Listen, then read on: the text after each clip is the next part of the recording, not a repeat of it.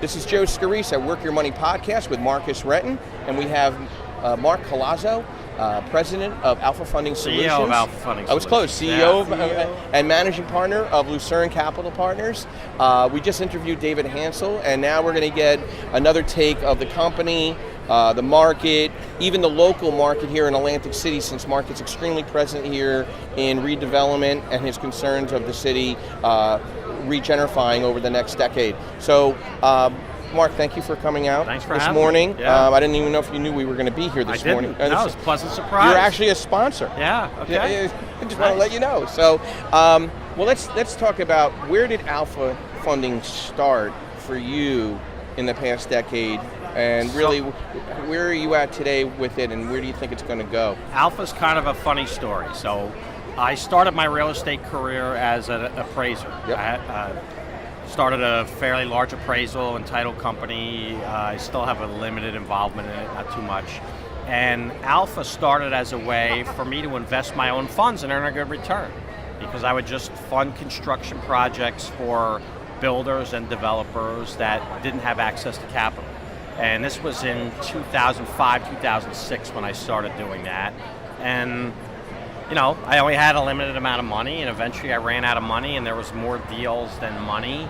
And I knew David from partnering on some real estate deals, and I brought him in, and then we ran out of David's money. And we said, you know, we could try to raise some capital and actually make a business out of this, and that's how Alpha was born. So I think I met you when you were converting over from not doing any more appraising. Probably, yeah. You still had the Irish pub down near the Lake Diner, and you were converting it to more capital raising for projects. I think that's about that's about 7-8 years ago. Yeah. So, Lucerne Capital Partners, how did that find itself in the past? Frank, who is our other partner, came to us for a loan for an apartment project, and he's got a very good pedigree in that space. He worked for Berkadia, which is a partnership of Lucadia and Berkshire Hathaway, and they're the biggest apartment lender in the country. Yep. So he was looking to go off on his own and came to us for funding, and I really liked the deal, but more importantly, I really liked Frank. And I said, instead of me being your lender, I want to be your partner. And we partnered on the first building he brought us, and we've been partners ever since. And now it's kind of all rolled up into Alpha, and we bought about 300 units this year, and we're looking to double that number next year and just keep growing. Marcus, do you have some questions for Mark? Yeah. So, where do you see the market going in 2018? Well, I guess we got to talk about what market. The lending market is just tough right now. Everybody and their brother wants to be a hard money lender. So, back when I started lending my own money, I was lending at 15% and 5 points, and now we're putting out loans as low as 8% and 2 points. So there's been a tremendous rate compression. There's a lot of capital flowing into the space, and there's just more players just coming into the space. So on the lending side, that's the challenges that we have to navigate. We're going to put out about $80 million this year, and we'd like to grow that number, but I feel like every loan we get, we have to just fight for. So there's a lot of people now jumping in the market, especially in the self-directed IRA world, right, yeah. Mark? I mean, do you see a lot of the self-directed IRA people, even more so in 2018, putting their money to work toward real estate? Or we've seen them come in for a while, and we take investors that can invest their self-directed IRAs with us and partner with us in loans, and that's been an avenue of growth for us on the capital side. Excellent. As far as the market in general, the real estate market, I feel we're a little toppy. I mean, asset prices are high, and that's a blanket statement. Some markets are not, and some are really overheated. But I don't think the next 5 years are going to have anywhere near the growth that the last 5 years had. Okay, that's honest. I like that. And I'm going to touch on more of a personal matter. I know you're involved with a restaurant and a facility right on the border of Atlantic City, and I know you're also getting involved heavily in a lot of corridors in Atlantic City. Can you tell us a little bit about some of the right now, what's going on, and some short-term and long-term goals with you in Atlantic City? Yeah, Atlantic City, I think, is gonna take off. I was just with the mayor-elect this morning, and he said that 2018 is the year the ship takes off. Stockton College will be open. 1,500 kids, professors. South Jersey Gas is moving their headquarters here. That'll be open in 2018. The Hard Rock is coming. That'll be open in 2018. 3,000 employees. The Revel will reopen. 3,000+ employees. There's a 250-unit apartment complex coming up. We developed a 33-unit apartment complex this year. We finished it in January, and by March, it was completely rented. So the market is good here for housing.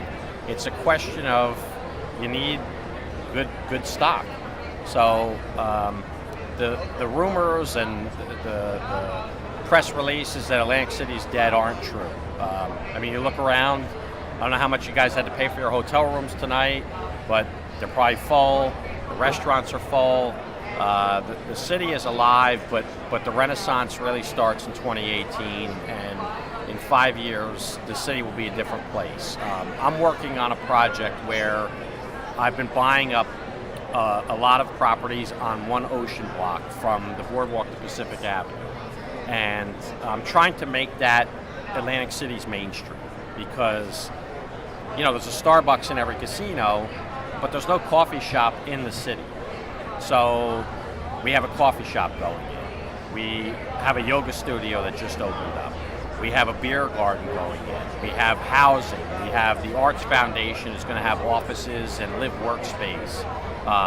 We have a really unique concept. The head pastry chef from Harris Caesars is going to have a bean-to-bar chocolate shop. So she's actually going to make chocolate on half of the side that's available for wholesale and retail, and the other side of the building is a bar with a glass wall that overlooks it, so you can go sip a glass of wine or a chocolate old-fashioned and watch her make chocolate. So is that going to be more of like a Reading terminal of Atlantic City? I think that was termed in one of the articles I read about what you were putting together. Yeah, Reading terminal, just kind of a concentration of retail-based amenities that you can go to. There's going to be a bakery. We're looking for a barber shop, so just a place where you could help out. Yeah. Okay. Sounds great. It sounds like you're trying to put in more things into the community and not just tourism. Yeah, well, the city needs residents. I mean, that's the biggest thing that the city needs. And when Hard Rock opens up and hires 3,000 people, the goal is to have a city center where those people want to live in the city, and they don't want to live in Absecon and drive in. They want to live and walk to work and walk to the coffee shop that's right there. Is there going to be a preferential pull-in from the people that live here in Atlantic City to get jobs first? I think Hard Rock did make some sort of commitment, announcement, like the first X amount of employees. And here's the thing: Atlantic City only has 30,000 residents, so it's not that hard to employ everybody. It's the surrounding areas that really got hurt. So when Taj Mahal closed down, it was more people in Linwood lost their job than people in Atlantic City. Okay. So the goal is ultimately get the jobs here and get the people who work in those jobs to live and stay in the city. Well, I want to bring up one other thing because I know you're very proud of it and you promote it quite often in some of the social media sites. Iron Room. Iron Room, that's my baby. Let's talk about wine and food for a few minutes. I mean, what is the cuisine? Why am I coming there if I'm a wine guy or if I'm a carnivore like myself? I'm not a vegetarian by no means. Yeah. Why am I coming to the Iron Room? The Iron Room is my baby, like I said, and it's a small plates, new American cuisine with a great wine list and a great whiskey list. And it was really just my idea of what I like about small plates is you're going to share everything. So instead of me and you go into a steakhouse and I get the strip and you get the ribeye and maybe we split an order of mashed potatoes and cream spinach and we're eating 4 things. The 3 of us are going to go and you're going to order 3 or 4 small plates and you're going to order 3 or 4 and I'm going to order 3 or 4 and we're going to share everything. Right. So you're going to get to experience all these 12 different things as opposed to just your steak. I like that. Our wine list is about 500 bottles. Really all hand selected by us. So we don't have, the big marketed brands of wine. It's just stuff that's good, and that doesn't always mean expensive. We have $20 bottles and we have $2,000 bottles. So there's truly something for everybody. I've actually picked wines from there, going to family events. I stop there, get my wines. The manager there is great in helping me decide on what complements what foods, which is really good. But I want to talk about one thing now. So we call ourselves private lenders. We're non-bank lenders, and Joe is a bank lender. And here's the difference. Mm-hmm. Private lenders wear sneakers and white socks, and bankers wear Look at that. Spicy. Tostito socks. So if you want to pick out the banker and you want to pick out the private lender, look down at their feet.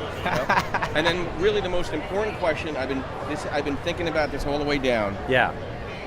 Who is thinner, you or David? I would say that I weigh more, okay, but I'm a foot taller than him. So I would say body fat percentage, if you want to dunk this in one of those tanks and see, I think I have him beat. You haven't beat? Because there is a whole conspiracy going on right now amongst your group that they're really not sure who is thinner. I will dunk myself in the tank to get the body fat percentage. You officially do that on video? Yeah, absolutely. Absolutely. So how do we reach you to talk about wine, food, Alpha Funding Solutions, and Lucerne? Mark, M-A-R-K, at alphafunding.com. Whatever you need, real estate, wine or food, I'm there to help. You're there. You just came back from New Orleans. So yeah. I know you were enjoying yourself down there. We had a Mark, couple of days. Thank you very much for Thank you very much. Thank you so much for being Have a great day, and we'll see you again on the next interview.